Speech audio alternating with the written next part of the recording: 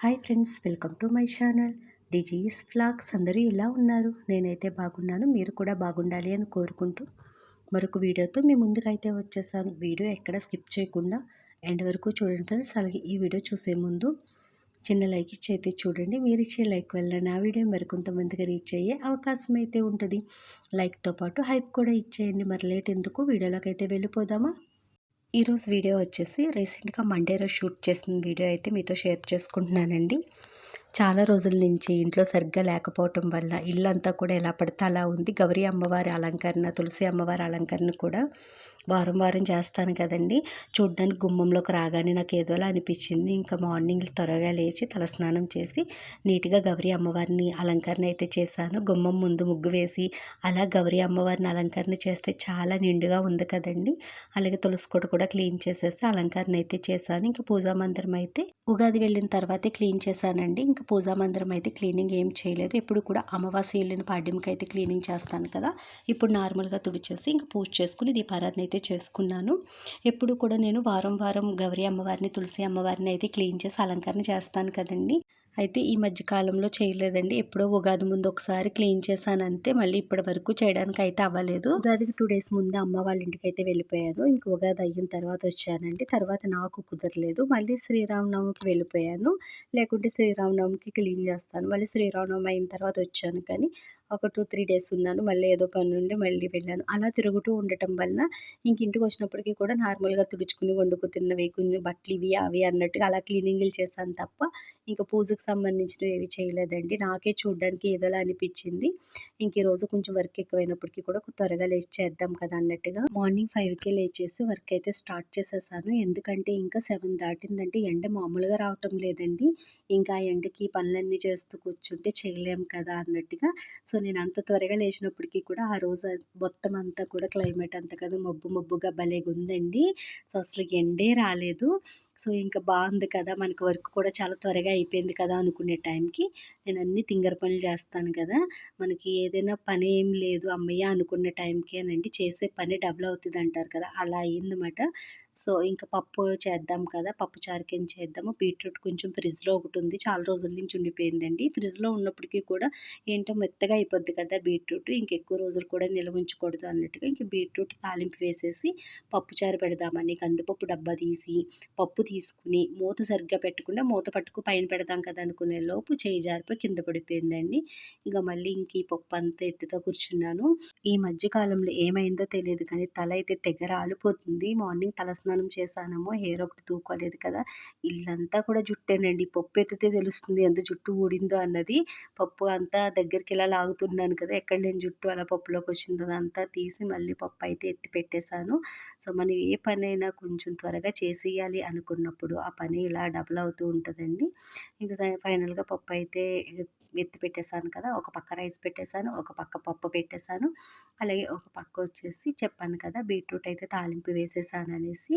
So ఇక్కడ మీకు చెప్తున్నాను అనమాట. ఒక పక్క కరెంట్ లేదండి, ఏమైందో తెలీదు, కరెంట్ అయితే తీస్తాడు.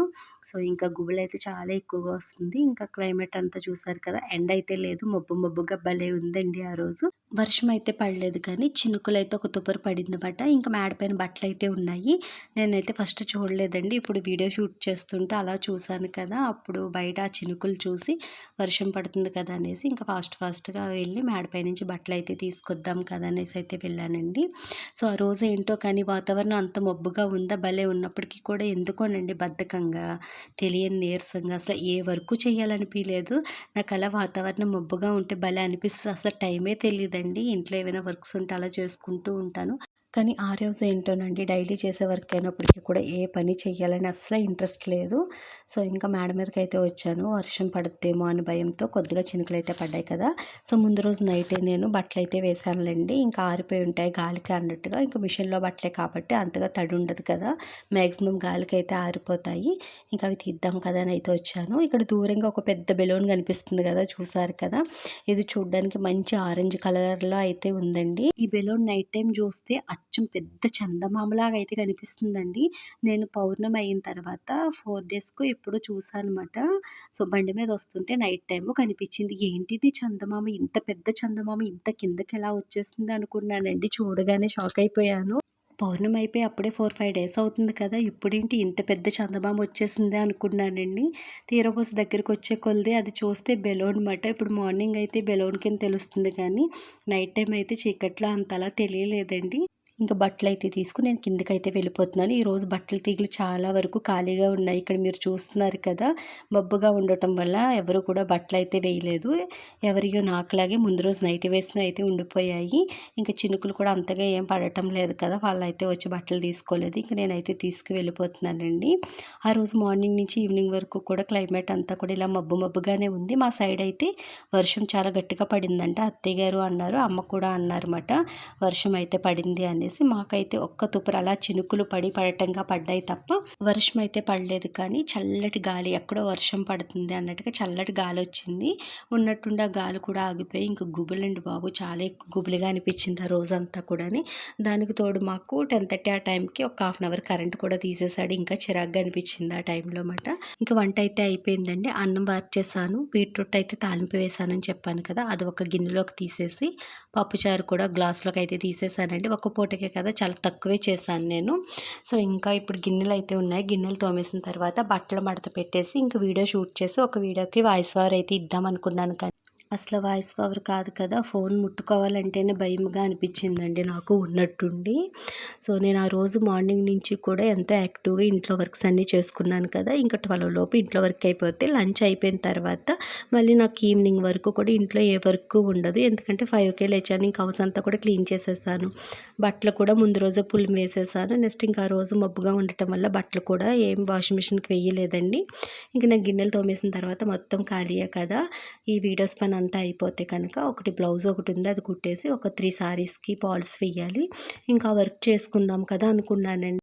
కానీ చెప్తే నమ్మరండి, ఉన్నట్టుండి సడన్గా ఒక మెసేజ్ వల్ల తెలియని బెంగ బాధమట. కొన్ని విషయాల్లో మన ప్రణయం లేకపోయినా, మనకు దాని గురించి ఏమీ తెలియకపోయినా మనల్ని నిందిస్తూ మాట్లాడుతూ ఉంటారు కదా కొంతమంది.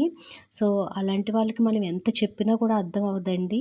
సో వాళ్ళు మనం ఏదో తప్పు చేస్తున్నట్టుగా దాన్ని కప్పుపుచ్చటం కోసం ఏదో చెప్తున్నాంగా అనుకుంటాను.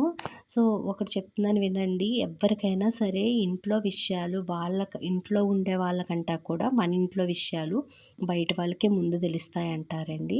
అది 100% కరెక్ట్ మాట. కానీ బయట వాళ్ళకి తెలిసిన వాళ్ళు జరిగింది ఒకటైతే జరగలేని ఒక 10 వేసి చెప్తారండి. చెప్పుడు మాటలు నమ్మే వాళ్ళకి అవే నచ్చుతాయి మాట. మనం ఎంత నిక్కర్స్గా ఉండి ఎంత మనం వాళ్ళకి చెప్పినప్పటికీ కూడా వాళ్ళకి అర్థం అవ్వదు. ఎందుకంటే వాళ్ళు చెప్పుడు మాటల్లో నిండిపోయి ఉంటారు. ఇక్కడ మంచేదో చెడేదో వాళ్ళు అర్థం చేసుకోరు. ఎందుకంటే చెప్పుడు మాటలు మనకు నచ్చదు. వాళ్ళేదో మనల్ని తిడుతున్నారు కదా, ఇలా వాళ్ళు చెప్తే మనం చేయటం ఏంటి అన్నట్టుగా అనుకుంటామండి. అదే చెడు చెప్పే వాళ్ళ మాటలు ఎలా ఉంటాయో తెలుసానండి, కత్తికి తేనె పోసి నాకించినట్టుగా ఉంటాయన్నమాట. కానీ మనం వాళ్ళు తేనె పెడుతున్నారన్న ఆలోచనలో ఉంటాం తప్ప అది కత్తి నాలుక చీరుకుంటుందని మనం అస్సలు గ్రహించలేము. అలా ఉంటాయన్నమాట వాళ్ళ మాటలు. సో ఏదేమైనా సరేనండి, కానీ కొన్ని సందర్భాల్లో మనకంట చిన్నవాళ్ళు మనల్ని ఒక మాట అన్నప్పటికీ కూడా మనం బాధపడకూడదు అనిపిస్తూనే ఉంటుంది. కానీ వాళ్ళ మనసులో అదే ఉండిపోద్ది కదా. మనకేం తెలియకపోయినా కూడా మనల్ని ఇలా నిందిస్తున్నారు, మనకి ఇందులో ఏం తెలియదు కదా అన్నా కూడా వాళ్ళు అర్థం చేసుకునే పరిస్థితుల్లో ఉండరు. వాళ్ళు అంత మెచ్యూర్డ్గా కూడా ఉండరండి. ఎందుకంటే వాళ్ళు చిన్నవాళ్ళు కాబట్టి. అలా అని ఇప్పటి నుంచి కూడా మనం దాన్ని తప్పు కాదు అని వాళ్ళకి చెప్పకపోతే వాళ్ళ మనసులో మన మీద అలాగే నాటుకుపోద్దని ఒక చిన్న భయం.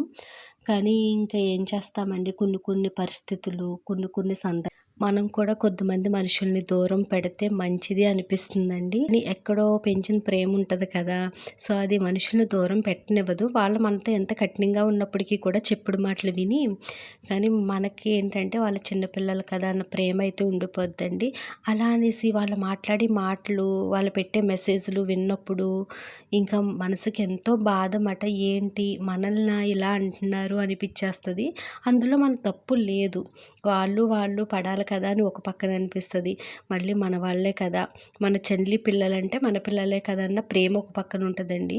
సో అలా అని కానీ మన మీద ఏంటి ఇంత కసి పెంచేసుకుని చిన్నప్పటి నుంచి వాళ్ళని ఎంత ఇష్టంగా చూసుకున్నాము, ఎంత ఇష్టంగా పెంచుకున్నాము, ఆ ఇష్టం అంతా కూడా ఇప్పుడు ఏమైపోయింది అన్న బాధ ఒక పక్క అండి. అలా నాకు నేనే ఆఫ్టర్నూన్ నుంచి ఈవినింగ్ వరకు ఆలోచించుకుంటూనే ఉన్నాను. సో ఇంక మా అబ్బాయి వచ్చి ఎలా జరిగిందని చెప్పాక వాడు తిట్టాడనమాట. ఎందుకు నువ్వు అంత అలా ఆలోచించేసి తలనొప్పి తెచ్చేసుకుని టెన్షన్ పడిపోయి ఇదైపో అక్కర్లేదు, నీకెందుకు అనుకుని వాడు నువ్వే చెప్తున్నావు కదా చిన్నాడని, ఇంకా అలాంటిదప్పుడు అంతలా ఆలోచించే అక్కర్లేదు, ఇంక వదిలే అక్కడితో అన్నాడండి. అయినప్పటికీ కూడా ఎందుకో తెలియని బాధ. ఎందుకంటే వాడికి చిన్నప్పటి నుంచి కూడా నేనన్నా మా అమ్మ అన్న ఎంత ఇష్టమో ఎంత ప్రేమోనండి. వాడన్నా కూడా మాకు అంతే ఇష్టం ప్రేమ. కానీ అవన్నీ ఇప్పుడు ఏమైపోయినాయి, చెప్పుడు మాటల ప్రభావం అంతలా ఉంటుందా అనిపించింది. మళ్ళీ ఒక్కొక్కసారి అనిపిస్తుందండి, భగవంతుడు రాసిన రాతని ఎవరు తప్పించలేమంటారు కదా. సో సర్లే ఇప్పుడు మనకి వాడికి మధ్య ఆ రాత ఉందేమో, అందుకే అలా జరుగుతుందేమో అని సరిపెట్టుకుపోవటం అన్నట్టుగా ఒకసారి అనిపిస్తుందండి. ఇంకా అలా రకరకాల ఆలోచనలండి. సో ఫైనల్గా ఇంకా ఆ రోజైతే వీడియో అయితే ఏం షూట్ చేయలేదు. అంతే మరి ఈరోజు వీడియో. ఈ వీడియో మీ అందరికీ నచ్చుద్దని అనుకుంటున్నాను. ఈ వీడియో నచ్చినట్లయితే లైక్ చేయండి, షేర్ చేయండి. అలాగే మరిన్ని వీడియోలు మన ఛానల్లో మీరు చూడాలి అనుకుంటే మన ఛానల్ని సబ్స్క్రైబ్ చేసుకోవడం అయితే మర్చిపోవద్దు. పక్కనే ఉన్న బెల్ ఐకాన్ క్లిక్ చేయండి. నేను ఏ వీడియో పోస్ట్ చేసినా నోటిఫికేషన్ అయితే మీకు వస్తుంది. Thanks for watching. Bye bye. రేపు వీడియోలో కలుసుకుంటాం.